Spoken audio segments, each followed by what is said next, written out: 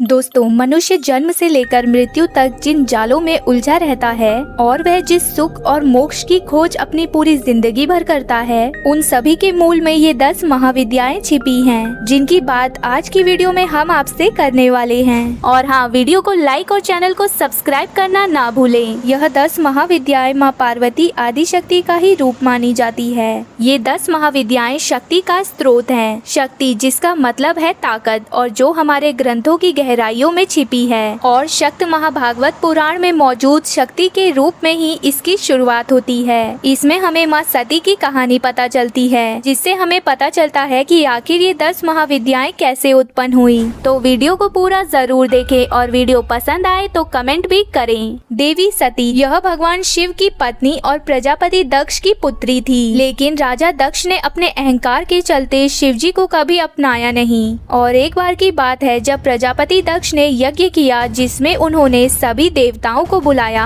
लेकिन उन्होंने उस यज्ञ में अपने ही पुत्री सती और भगवान शिव को नहीं बुलाया। जब अपने ही पिता के द्वारा होने वाले यज्ञ के बारे में देवी सती ने सुना, तो उन्होंने भगवान शिव से यज्ञ में जाने की इच्छा प्रकट की, क्योंकि उनका मानना ये था कि एक पुत्री को अपने पिता के निमंत्रण की कोई आवश्यकता नहीं है। लेकिन शिव जी ने उन्हें इस प्रकार बिना निमंत्रण के जाने से मना किया। भगवान शिव की बात पर सती को बहुत क्रोध हुआ और उन्हें लगा कि भगवान शिव ने उन्हें प्रकृति की माता के रूप में नहीं समझा है। अपनी शक्ति और क्रोध दिखाने के लिए सती ने आदि शक्ति के सभी रूपों को धारण करना शुरू कर दिया, और वह इतने विकराल थे कि इस प्रकार से समुद्र में तूफान आ गए, पहाड़ हिलने लगे, धरती फटने लगी और पूरा संसार देवी शक्ति और उनके क्रोध के आगे मस्तक झुकाकर झुक गया।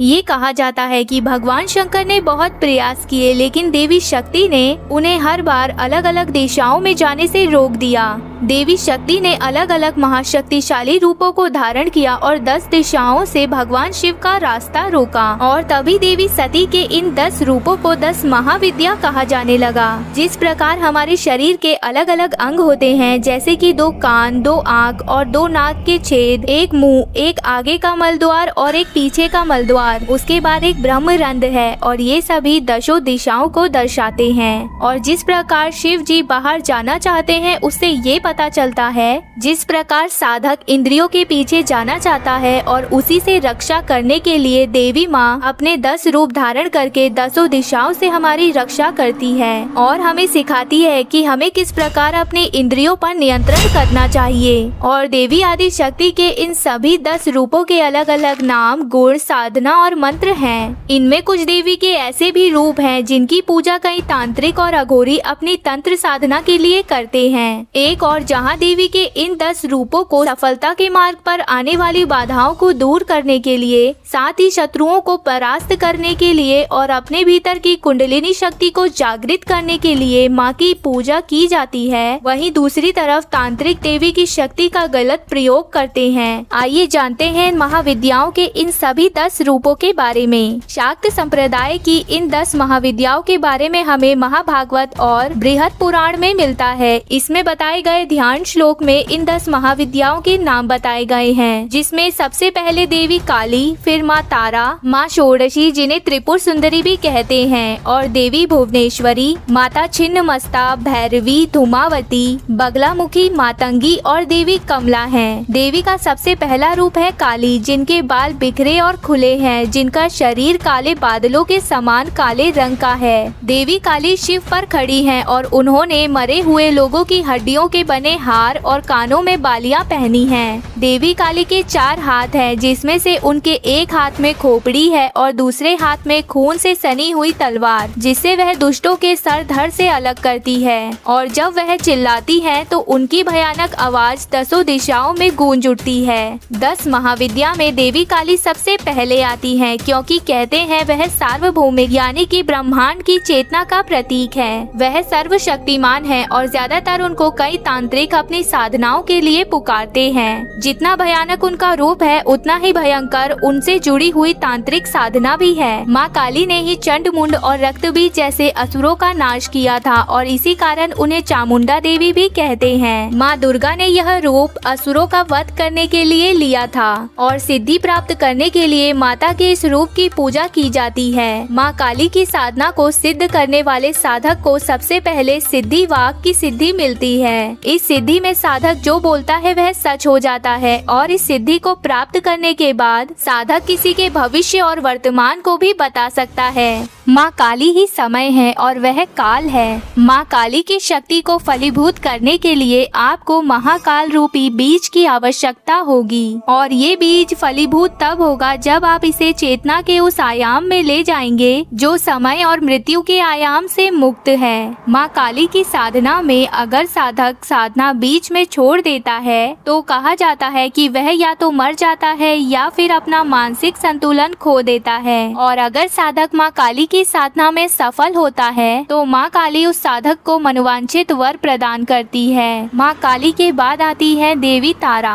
देवी तारा का स्वरूप भी माँ काली की तरह ही है और उतना ही भयंकर और विकराल भी है। इस प्रतिमा में माँ का पेट मटके की तरह दिखाया जाता है और देवी का यह रूप तांत्रिकों के मध्य पूजनीय है। पौराणिक कथाओं के अनुसार जहाँ सती माता के नेत्र गिरे थे उसे नयन तारा या तारापीठ माना गया है, जो कि पश्चिम बंगाल के वीरभूमि जिले में है। माँ तारा जो कि मनुष्य की नौका को जीवन मरण के अंतहीन सागर से पार लगाती हैं और इसके लिए देवी तारा 3 रूप धारण करती है। वह है उग्र तारा, नील तारा और एक जटा तारा। उग्र तारा जिनके नाम से ही हमें ये पता चलता है कि वह काली की ही तरह तीव्र और घातक है और उनकी ऊर्जा एक तीव्र कंपन है जो संसार की स्थिरता को बांधती है और अज्ञानता को तोड़ देती है। जहाँ उग्र तारा बलपूर्वक ये सब करती है वहीं नील तारा और एक जटा तारा ध्यान और ज्ञान के माध्यम से ऐसा करती है। अगर हम माँ के एक जटा रूप को देखें तो वह देवी काली की तरह मुक्त केशी नहीं है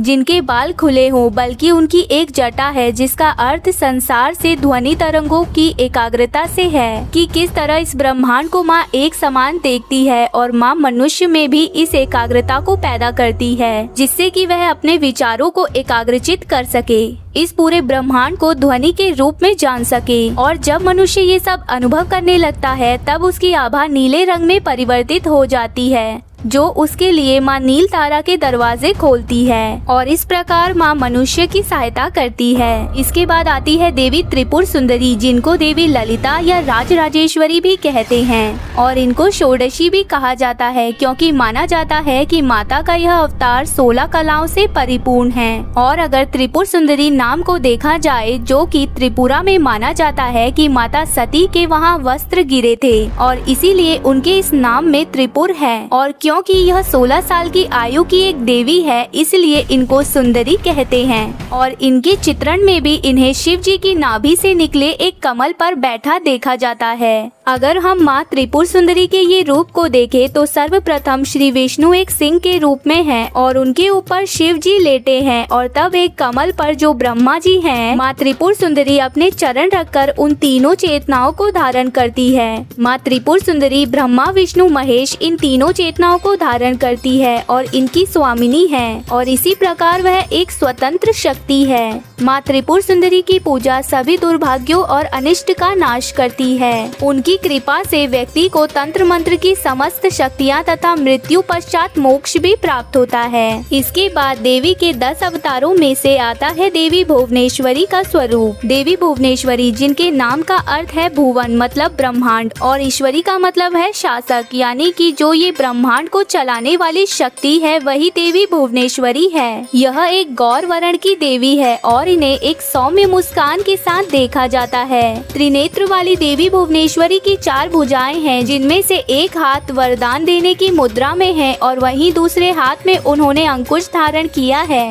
और ये ही नहीं बाकी के 2 हाथों में उन्होंने पाश एवं अभय मुद्रा धारण की है। पुत्र प्राप्ति के लिए माता भुवनेश्वरी की आराधना फलदायी मानी जाती है और देवी भुवनेश्वरी को ही शताक्षी और शाकंभरी देवी के नाम से भी जाना जाता है और मनुष्य को उसके जीवन में मान सम्मान मिलता है। छिन्नमस्ता या छिन्नमस्तिका या फिर प्रचंड चंडिका ये 10 महाविद्याओं में से एक है। छिन्नमस्ता देवी के हाथ में अपना ही कटा हुआ सर है तथा दूसरे हाथ में खड्ग और इनका स्वरूप कटा हुआ सिर और बहती हुई रक्त की 3 धाराओं से सुशोभित रहता है। इनकी पूजा करने से साधक को भौतिक और आर्थिक सभी प्रकार के सुख प्राप्त होते हैं। व्यक्ति का जीवन उज्जवल हो जाता है और भगवान परशुराम ने भी इसी विद्या के प्रभाव से बल अर्जित किया था। देवी के कटे हुए धड़ से जो 3 रक्त की धाराएं निकलती है, उनमें से एक धारा उनके मुख में जाती है, बाकी की 2 धाराएं उनकी सेविकाओं के मुख में जाती है और इनके पैरों के नीचे कामदेव और देवी रति को संभोग करते हुए देखा जाता है। देवी एक संभोग करते हुए जोड़े के ऊपर खड़ी है, जिसका अर्थ यह है कि उन्हें पूरी तरह से अपने ऊपर नियंत्रण है। वहीं दूसरी ओर ये कहा जाता है कि हमारा सर हमारे अहंकार का प्रतीक है, इसलिए सर काटना ये दर्शाता है कि देवी ने अपना अहंकार पूरी तरह से निकाल दिया है और देवी छिन्नमस्ता की पूजा करके तांत्रिक कुंडलिनी शक्ति के साथ साथ अपने सभी कार्य पूरे करते हैं। देवी का ये छिन्नमस्ती का रूप बेहद ही डरावना स्वरूप है।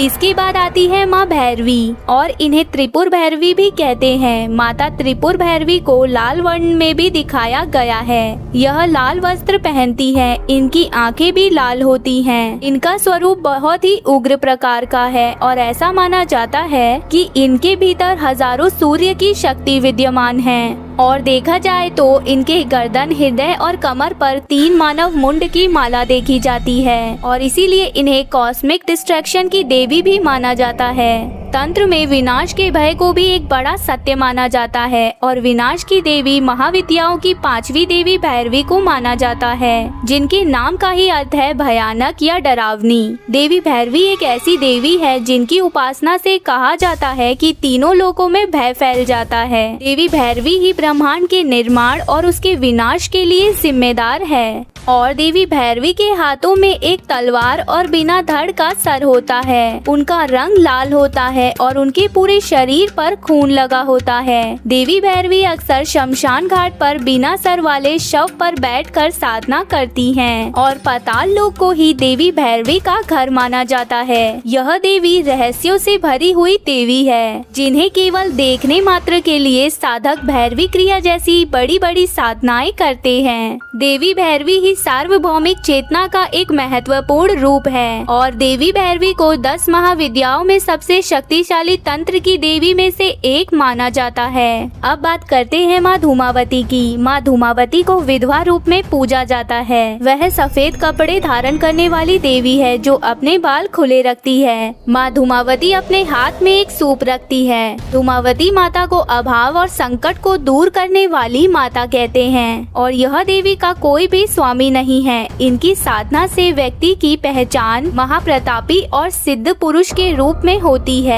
और तंत्र क्षेत्र में माता धूमावती को सबसे शक्तिशाली देवी के रूप में पूजा जाता है। माँ धूमावती का रंग फीका होता है और यह कौवे की सवारी करती है। इनकी पूजा से स्त्रियों को आत्मबल मिलता है और जीवन में उनके निडरता भी आती है। अब बात करते हैं 10 महाविद्याओं में से एक माँ बगलामुखी की। इन्हें माता पीताम्बरा भी कहते हैं। संपूर्ण सृष्टि में जो भी तरंग है वह इन्हीं की वजह से है। देवी बगलामुखी समुद्र के मध्य में स्थित मणिमय द्वीप में अमूल्य रत्नों से सुसज्जित सिंहासन पर विराजमान है। यह देवी त्रिनेत्री है। देवी बगलामुखी अपने मस्तक पर अर्धचंद्र धारण करती है। यह देवी पीले रंग से युक्त है। देवी ने पीले ही वस्त्र पहने हैं तथा पीले फूलों की माला धारण की हुई है। देवी के अन्य आभूषण भी पीले ही रंग के हैं तथा अमूल्य रत्नों से जड़ित है। यह देवी विशेषकर चंपा फूल और हल्दी की गांठ इत्यादि पीले रंग से संबंधित तत्वों की ही माला धारण करती है और देवी बगलामुखी रत्नमय रथ पर आरूढ़ होकर शत्रुओं का नाश करती है। दैत्यों की जीवा को पकड़कर खींच रखा है तथा दाएं हाथ से गदा उठाए हुए हैं और मां के इस रूप से और ऐसी शक्ति से शत्रु अत्यंत भयभीत है तथा वह शव पर ही आरूढ़ है और दैत्यों की जीवा को पकड़ रखा है। देवी बगलामुखी की साधना दुश्मनों के भय से मुक्त और वाक सिद्धि के लिए की जाती है। जो साधक नवरात्रि में देवी बगलामुखी के इस स्वरूप की साधना करता है वह हर क्षेत्र में सफलता प्राप्त करता है। अब बात करते हैं देवी मातंगी की। देवी मातंगी के 3 ओजपूर्ण नेत्र हैं। यह माँ रत्नों से जड़े सिंहासन पर बैठी हैं। देवी मातंगी के एक हाथ में गुंजा के बीजों की माला है। देवी के दाएं हाथ में वीणा तथा कपाल है और बाएं हाथ में खड्ग है। देवी मातंगी अभय मुद्रा में है और देवी मातंगी के साथ एक तोता भी है जो वाणी और वचन का प्रतीक माना जाता है। और कहा जाता है जो भक्त मातंगी महाविद्या की सिद्धि प्राप्त करता है वह अपने खेल कला और संगीत के कौशल से दुनिया को अपने वश में कर लेता है। इसके बाद 10 महाविद्याओं में अंतिम देवी आती है देवी कमला। माता कमला का रंग सुनहरा है और इन्हें 4 भुजाओं के साथ दर्शाया जाता है। कमला माता दोनों भुजाओं में कमल के फूल धारण करती है और शेष 2 भुजाओं से वरदान देने वाली और निर्भय मुद्रा बनाती है। माँ कमला की साधना समृद्धि, धन, नारी, पुत्र की प्राप्ति के लिए की जाती है और इनकी साधना से व्यक्ति धनवान और विद्वान होता है और ऐसा माना जाता है कि यह देवी लक्ष्मी का ही तांत्रिक रूप है। माता के इन 10 महाविद्या रूपों में महिला शक्ति को दर्शाया गया है और इस प्रकार देवी को इन सभी रूपों में देवों से भी ऊपर रखा गया है और इन 10 विद्याओं में माता के जितने भी अलग अलग स्वरूप हैं, उनमें से एक भी स्वरूप पुरुष पर आश्रित नहीं है, जिससे कि हमें ये पता चलता है कि स्त्री किसी भी परिस्थिति में क्यों ना हो, चाहे वह 16 साल की कन्या हो या फिर विधवा ही क्यों ना हो, लेकिन वह हर स्थिति में हर रूप में शक्ति का स्रोत है, जो महिलाओं को ये बताती है कि किसी भी परिस्थिति में महिलाएं कमजोर नहीं हैं और वह अपने आप में ही एक संपूर्ण शक्ति है। इसी के साथ दोस्तों, अगर आपको हमारी ये वीडियो पसंद आई हो तो वीडियो को लाइक और चैनल को सब्सक्राइब करें और 10 महाविद्याओं से जुड़ी ये वीडियो आपको कैसी लगी हमें कमेंट में जरूर बताएं। मिलते हैं ऐसे ही अमेजिंग टॉपिक के साथ हमारी नेक्स्ट वीडियो में। तब तक के लिए वीडियो में लाइक करना मत भूलना।